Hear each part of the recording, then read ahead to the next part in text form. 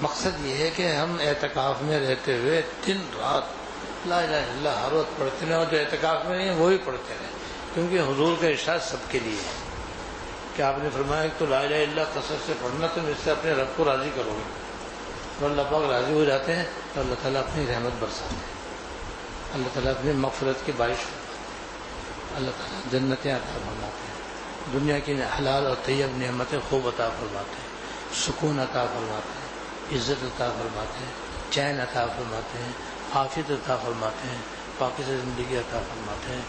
یہ ان کی رحمت کے برکات ہیں، اور لا الہ الا اللہ سے اللہ تعالیٰ بہت راضی ہوتا ہے۔ ایک تو یہ کلمہ ہے، لہٰذا سب حضرات جنہوں نے شروع کیا ہوا ہے لا الہ الا اللہ اور نہیں شروع کیا وہ بھی آج سے شروع کر دیں، اور دن رات بس لا الہ الا اللہ پڑھنے میں گزاریں، اور 70,000 تو جیسے کیسے پورا کر ہی لیں تاکہ عادت پڑ جائے اور زبان پر اللہ کا یہ مبارک کلمہ جاری اور ساری ہو جائے۔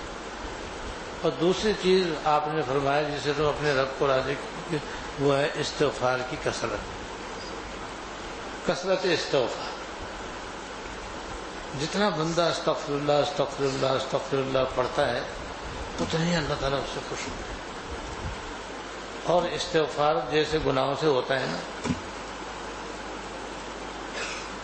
ایسے ہی عبادتوں میں جو ہمارے جیسے کوتاہیاں ہوتی ہیں ان سے بھی ہوتا ہے، اور ہم سے کوتاہیاں تو یقیناً ہوتی ہیں، جب ہوتی ہیں تو بس پھر استغفار ہم ضرور کریں، خوب کریں۔ اور ایسے ہی اللہ تعالیٰ نے ماں کے پیٹ سے لے کر کے اب تک دن رات ہم پر اپنی نعمتوں کی بارش برسائی ہوئی ہے، اور یوں کہنا چاہیے کہ ہم سب اللہ تعالیٰ کی نعمتوں میں ڈوبے ہوئے ہیں۔ جب ڈوبے ہوئے ہیں تو ان کا حق ادا ہو رہا ہے ہم سے، نہ شکر سے ہی ادا ہو رہا ہے نہ ان کا حق ادا ہو رہا ہے۔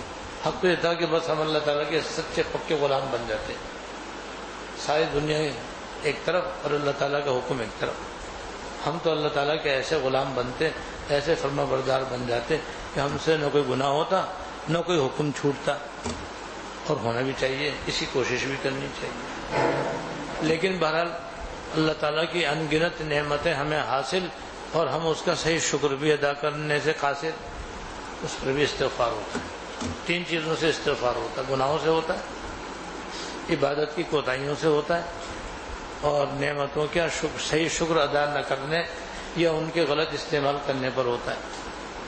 3 چیزوں پر ہوتا ہے، اور کچھ بھی نہ ہو تب بھی استغفر اللہ اللہ تعالیٰ کو بے حد پسند ہے، اور یہ سنت ہے سرکار دو عالم صلی اللہ علیہ وسلم کی۔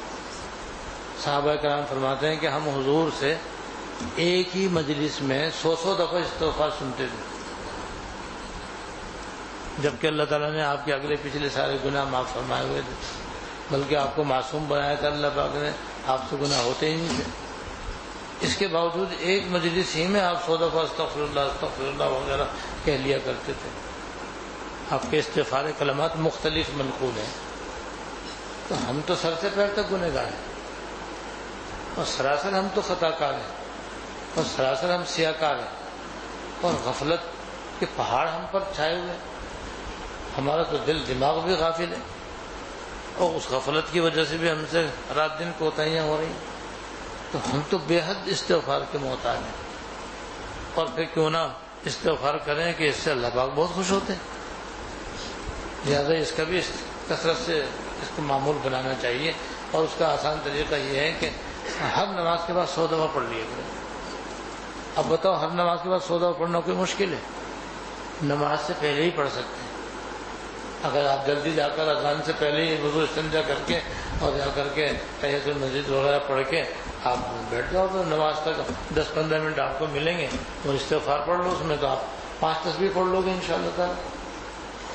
سب سے چھوٹا استغفار استغفر اللہ ہے، یا اللہ مغفر لی، درمیانہ استغفر اللہ ربی من کل ذنب واتوب الیہ، اور اس سے بھی ایک بڑا استغفر اللہ العلی العظیم الذی لا الہ الا هو الحی القیوم واتوب الیہ۔ تو یہ بڑا والا کسی کو نہیں آیا تو نہ ہے، چھوٹا تو سب کو یاد ہے، آتا ہے نا سب کو چھوٹا، کون سا ہے سب سے چھوٹا؟ اللہ مغفر لی، یا استغفر اللہ استغفر اللہ استغفر اللہ۔ اور ذہن میں یہ نیت کر لیا کریں کہ یا اللہ جتنے بھی میں گناہ سب کی معافی مانگ رہا ہوں، اور جتنے آپ کی نعمتیں استعمال کی ہیں ان کا حق نہیں ادا کر سکا، اس کے اوپر استغفار کرتا ہوں، اور یا اللہ جتنی عبادتیں آپ نے کرنے کی توفیق دی اس میں میرے سے بڑی کوتاہیاں ہوئیں، ان کی بھی آپ سے معافی مانگتا ہوں، اور اس لیے بھی استغفار کرتا ہوں کہ آپ بہت راضی ہوتے ہیں۔ اور حدیث شریف میں استغفار کی یہ فضیلت یاد رکھنے کی ہے۔ آپ نے فرمایا کہ اللہ تعالیٰ نے مجھے عذاب سے بچنے کے لیے 2 امان عطا فرمائی ہیں۔ اللہ تعالیٰ نے مجھے عذاب سے بچنے کے لیے 2 امان عطا فرمائی ہیں۔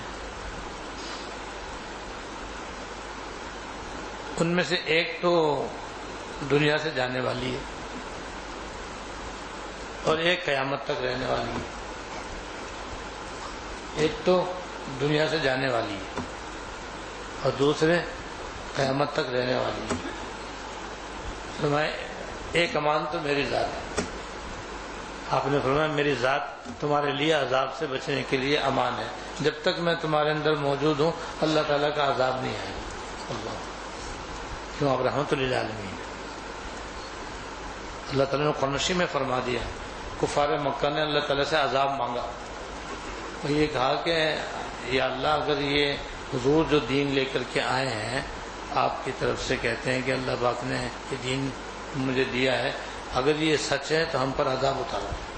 اللہ ایسے ضدی لوگ تھے، اللہ بچائے۔ تو اس کے جواب میں اللہ پاک نے فرمایا کہ جب تک میرے محبوب تمہارے اندر ہے ہم عذاب نازل نہیں کریں۔ تو انہوں نے تو عذاب مانگا، پھر بھی حضور کی وجہ سے اللہ تعالیٰ نے عذاب دینے سے انکار کر دیا۔ اس لیے آپ نے فرمایا کہ جب تک میں تمہارے اندر ہوں میں تمہارے لیے عذاب سے بچنے کا ذریعہ ہوں اور تمہارے لیے عذاب سے بچنے کے لیے امان ہوں۔ اور دوسرا آپ نے فرمایا استغفار، جب تک تم استغفار کرتے ہو اللہ تعالیٰ کا عذاب نہیں آئے گا۔ آج ہم استغفار کی کثرت نہیں کر رہے ہیں، آج ہماری قوم جو ہے گناہوں میں ڈوبی ہوئی ہے اور استغفار سے غافل ہے، اس لیے طرح طرح کی بلائیں، آفتیں، مصیبتیں برس رہی ہیں۔ تو یہ 2 کام ایسے ہیں جن سے اللہ تعالیٰ بہت خوش ہوتے ہیں۔ بس اس کا اعتکاف میں بھی معمول بنائیں اور یہ معمول بنا کر لے کر جائیں، اور پھر یہاں سے جانے کے بعد بھی معمول رکھیں، چاہے مقدار کم ہو جائے لیکن معمول رہے یہ۔ اب آسان کیا ہے، یہاں سے جانے کے بعد آپ ہر نماز کے بعد 33 دفعہ استغفار کر لیا کریں، ہے کوئی مشکل؟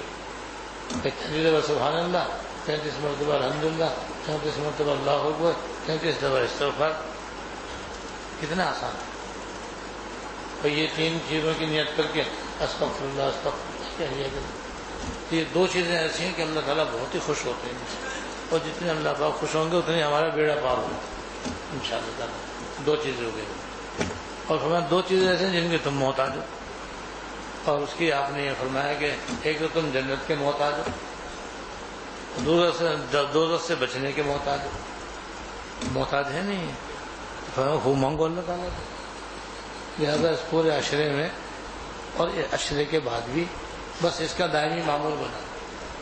متعدد حدیثوں میں جو رمضان کے فضائل کے اندر آئی ہیں کہ جب بندہ اللہ تعالیٰ سے جنت مانگتا ہے تو جنت بھی اللہ تعالیٰ سے درخواست کرتی ہے کہ یا اللہ یہ مانگ رہا ہے دے دو۔ اور بعض روایتوں میں یہ بھی ہے کہ دوزخ بھی اللہ تعالیٰ سے درخواست کرتی ہے یا اللہ یہ مجھ سے میرے عذاب سے بچنا چاہ رہا ہے اور آپ سے آپ کی پناہ مانگ رہا ہے، جسے آپ مجھ سے دور فرما دیجیے۔ اور کتنے لاکھوں آدمی اللہ تعالیٰ روزانہ دوزخ سے آزاد کر رہے ہیں، ہم بھی اس کام میں لگ گئے۔ اور اس کے لیے یہ کہ ہر نماز کے بعد اور تہجد کے بعد، اشراق کے بعد، چاشت کے بعد، سنن زوال کے بعد، تحیۃ الوضو کے بعد، تحیۃ المسجد کے بعد، قرآن شریف کی تلاوت کے بعد، درس کے بعد، بعض کے بعد، بس یہ دعا مانگو یا اللہ اپنی رضا اور جنت الفردوس عطا فرما۔ یاد کر لو بھائی اس کو، یا اللہ اپنی رضا اور جنت الفردوس عطا فرما، اپنی ناراضگی اور دوزخ سے پناہ عطا فرما۔ یہ جملہ یاد کر لو، یہ بالکل واضح اور آسان ہے بالکل۔ یا اللہ مجھے، میری اولاد و نسل کو، میرے سارے گھر والوں کو اپنی رضا اور جنت الفردوس عطا فرما، اپنی ناراضگی اور دوزخ سے پناہ عطا فرما۔ اور یہ رمضان شریف کا مہینہ اللہ تعالیٰ اپنے بندوں کو جنت دیتے ہیں، دوزخ سے بری تو فرما رہے بس جو مانگے گا وہ بھی اس کو بھی انشاءاللہ دوزخ سے برات ملے گی اور جنت اس کو ضرور نصیب ہوگی، کیونکہ جنت ہمارے عمل کی وجہ سے تو نہیں مل سکتی، لیکن اللہ تعالیٰ کے رحمت سے اور فضل سے مل سکتی ہے، اور حقیقت میں ملے گی بھی اللہ کے فضل ہی سے۔ جب فضل سے ملے گی تو آپ کہیں گے گھبرا، آپ کہیں گے مایوسی، ہرگز ہرگز آدمی مایوس اور نا امید نہ ہو، یہ نہ سمجھے میرا عمل تو اس قابل ہے ہی نہیں کہ میں جنت میں جا سکوں اور میرا تو ٹھکانہ دوزخ ہی ہے۔ ڈریں ضرور لیکن یہ مایوس نہ ہو، اور مایوس نہ ہو کر کے بس اللہ تعالیٰ 100% امید رکھیں کہ اللہ مجھے جنت ضرور عطا فرما اور دوزخ سے ضرور پناہ عطا فرما۔ ابھی ابھی ایک قصہ یاد آیا ذہن میں چھوٹا سا، اس کو نہ کر میں ختم کر دوں کہ دیکھو کہ اللہ پاک کیسے مہربان ہے۔ حدیث شریف میں آتا ہے کہ جب جنتی جنت میں چلے جائیں گے، جہنمی جہنم میں چلے جائیں گے، تو کچھ مسلمان بھی دوزخ میں جائیں گے، اللہ تعالیٰ ہمیں محفوظ رکھے۔ تو وہ ان دو مسلمان جو دوزخ میں جائیں گے، ان میں سے 2 مسلمان جو ہوں گے جو دوزخ میں ہوں گے زور زور سے چلائیں گے، اور اتنا چلائیں گے کہ باقی دوسرے دوزخی بھی گھبرا جائیں گے۔ تو اللہ تعالیٰ حکم دیں کہ ان کو بلا کے لاؤ، یہ اتنا کیوں چلا رہے ہیں، اصل اور بھی تو جب دوزخ میں پڑے ہیں، یہ اتنے کیوں چلا رہے ہیں، بلاؤ ان کو۔ فرشتے ان کو نکال کر لائیں گے، اللہ تعالیٰ کے بارگاہ میں کھڑا کر دیں گے۔ تو اللہ تعالیٰ فرمائیں گے تم اتنا کیوں چلا رہے، کیا اوروں کو عذاب نہیں ہو رہا، تمہیں عذاب ہو رہا ہے، تم اتنا کیوں چیخ رہے ہو، اتنا کیوں چلا رہے ہو؟ اللہ تعالیٰ پوچھے۔